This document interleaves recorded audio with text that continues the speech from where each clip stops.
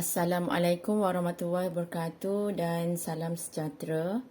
Okey, saya Puan Marlisa Salha binti Muhammad Said akan membentangkan kajian tindakan buta membaca dalam kalangan murid peralihan di SMK Kampung Jambu. Okey, kajian ini dilakukan adalah rentetan dari surat makluman daripada guru besar SJKC Pokok Asam yang menyatakan bahawa terdapat 9 orang murid tidak boleh membaca akan mendaftar sebagai murid peralihan di SMK Kampung Jambu. Justru itu kami berhasrat untuk mengenal pasti masalah murid-murid tersebut dan membuat intervensi yang sesuai untuk mengatasi masalah membaca dalam kalangan murid-murid ini. Okey, objektif kami secara umumnya ialah untuk meningkatkan peratus boleh membaca dalam kalangan murid peralihan bakti. Okey, di sekolah kami ada 2 kelas peralihan iaitu peralihan amanah dan peralihan bakti. Peralihan bakti ini adalah kelas yang kedua di mana mereka ini kebanyakannya memang tidak boleh membaca. Okey, objektif khusus kami ialah memastikan murid boleh menguasai kemahiran membaca sekurang-kurangnya pada tahap penguasaan 4 iaitu baik dari modul Jom Kita Baca. Yang kedua ialah memastikan murid boleh menguasai kemahiran membaca sekurang-kurangnya konstruk 7 daripada 12 konstruk yang terdapat dalam ujian literasi saringan 1 tahun 3. Pemerhatian awal. Okey, dan untuk pemerhatian awal, kami telah menjalankan satu proses pengujian menggunakan ujian literasi membaca saringan 1. Tujuannya ialah untuk melihat, mengenal pasti konstruk yang mampu dicapai pada peringkat awal sebelum proses pemulihan buta membaca dilaksanakan. Ujian ini telah dilakukan ke atas 28 orang murid peralihan bakti sahaja untuk menetapkan sasaran kajian. Okey, ini adalah gambar yang saya ambil, yang diambil ketika proses pemerhatian awal. Okey, di mana dilakukan oleh saya sendiri dan bersama-sama dengan Puan Nur Kamaliah. Okey, di sini ketika ini kami berada dalam kelas di mana PDP masih berlangsung dilaksanakan oleh guru pembimbing yang kedua, di mana dalam masa yang sama proses pengujian dilakukan dan ada juga seorang guru pembimbing yang sedang mengawal pelajar-pelajar murid-murid yang lain.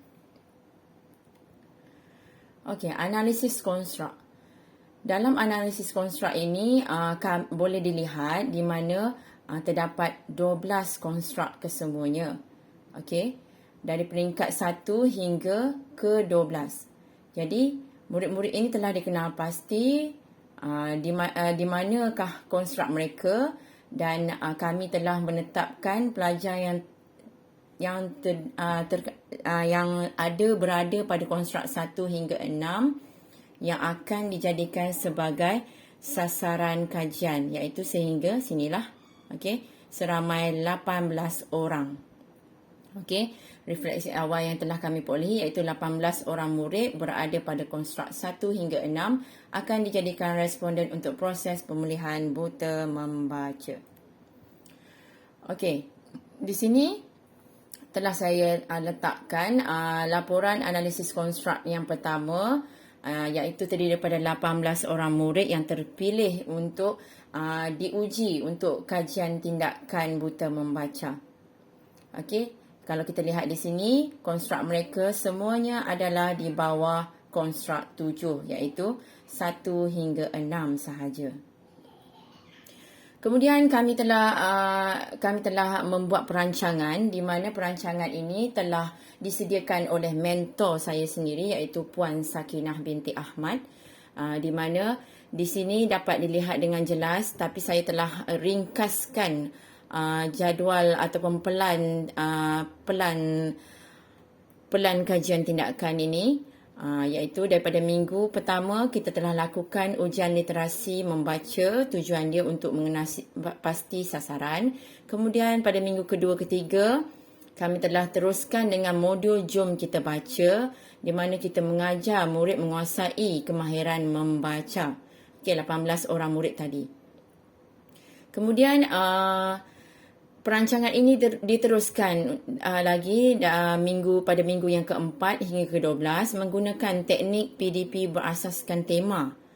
Okey, tujuan dia adalah untuk meningkatkan penguasaan kosakata murid dan pada masa yang sama juga kita sisipkan modul Jom Kita Baca ke dalam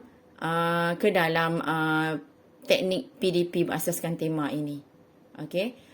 Kemudian pada minggu yang ke-13 iaitu minggu yang terakhir kita uji semula murid-murid menggunakan ujian literasi membaca.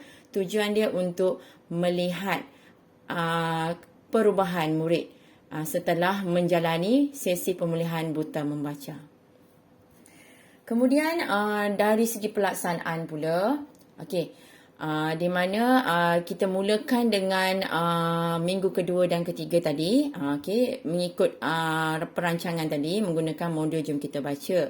Kemudian diteruskan pada minggu keempat hingga minggu ke-12 mengikut perancangan kita laksanakan teknik PDP berasaskan tema dan modul Jom Kita Baca sebagai sisipan kepada teknik tersebut.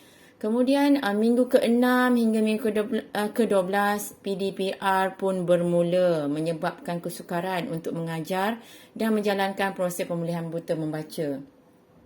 Kekangan paling besar yang dihadapi oleh guru pembimbing iaitu saya sendiri dan juga bersama-sama dengan rakan seperjuangan saya iaitu Puan Vimala, anak perempuan Kana.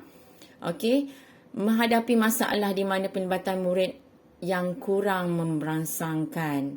Antara masalah yang dihadapi oleh murid adalah berkongsi peranti dengan adik-beradik, peranti dibawa ke tempat kerja oleh ibu bapa, tiada data internet dan data internet yang terhad atau tidak mencukupi. Okey, pelaksanaan ini lagi mencatatkan hanya 9 orang sahaja yang terlibat secara aktif daripada 18 orang, menyebabkan kelas sepanjang proses pemulihan buta membaca ini berlangsung secara Google Meet ataupun Telegram. Okey, kita faham ya, pelajar-pelajar atau murid-murid ini mungkin menghadapi kesukaran di mana mereka tidak dapat menyertai kelas-kelas PDPR. Okey. Okey, ini contoh kelas PDPR yang menggunakan Google Meet. Okey. Di mana saya dan juga Cikgu Bimala bertungkus lumus cuba mendapatkan penyertaan pelajar secara aktif. Namun biasalah ada cabarannya dalam kita menghadapi pandemik COVID-19 ini. Seterusnya pemerhatian semula dilakukan. Okey, di sini kita lihat dari segi dua hasil perubahan di mana kita lihat dari segi tahap penguasaan membaca dalam modul Jom Kita Baca dan satu lagi peningkatan konstruk dalam ujian literasi membaca. Okey, ini dia modul Jom Kita Baca di mana pihak sekolah telah memperbanyakkan modul ini untuk kegunaan murid-murid dan juga inilah instrumen saringan literasi membaca yang digunakan untuk melihat semula tahap konstruk mereka. Okey. Hasil perubahan yang pertama yang kita dapat lihat adalah 8 orang murid telah menguasai kemahiran membaca dengan baik menggunakan modul Jom Kita Baca tadi. Okey. Di sini saya letakkan tahap penguasaan untuk lebih mudah difahami, di mana tahap penguasaan ada 6 ya. Yang pertama sangat lemah, kedua lemah, ketiga memuaskan, keempat baik, kelima sangat baik, 6 cemerlang. Okey, kita meletakkan supaya murid ini dapat mencapai tahap penguasaan 4 iaitu baik. Okey, inilah dia hasilnya laporan prestasi bacaan menggunakan modul Jom Kita Baca tadi, iaitu terdapat 8 orang murid telah menunjukkan peningkatan dan juga perubahan setelah dibantu oleh guru-guru dalam proses pemulihan buta membaca ini. Kemudian yang kedua, hasil yang kedua kita lihat menggunakan ujian literasi membaca di mana 11 orang murid telah menunjukkan peningkatan yang amat merangsangkan, di mana ada 11 orang telah meningkatkan konstruk mereka kepada 7 dan 8. Okey. Kebanyakan pelajar yang tidak meningkat konstruk ini adalah disebabkan mereka tidak dapat menyertai kelas PDPR sepanjang ia berlangsung. Okey, akhir sekali iaitu refleksi semula. Okey, yang kita dapat ialah 7 daripada 18 orang murid berada pada konstruk 1 hingga 6. Gagal dalam proses pemulihan buta membaca ini. Okey, mereka ini akan diberi bimbingan secara padu dan pengukuhan pada masa akan datang. Selain itu juga kita akan rujuk pelajar-pelajar atau murid-murid ini ke unit bimbingan dan kaunseling SMK Kampung Jambu untuk tindakan lanjut. Okey, tujuannya untuk kita kenal pasti masalah yang mungkin bukan disebabkan oleh proses PDP tetapi disebabkan masalah-masalah secara peribadi mereka. Okey. Cadangan juga saya telah letakkan di sini, di mana yang pertama, yang paling penting saya rasa, membeli telefon pintar yang sesuai dengan kemampuan ibu bapa atau penjaga. Dalam dunia sekarang ini, kita sangat memerlukan peranti-peranti seperti ini. Jadi, peranti yang paling murah dan mudah untuk diperolehi saya rasa adalah telefon pintar. Okey, dan yang kedua ialah memohon data internet percuma yang diberikan oleh kerajaan. Yang ketiga, meluangkan masa untuk menyiapkan PDPR anak-anak sepanjang Perintah Kawalan Pergerakan iaitu PKP.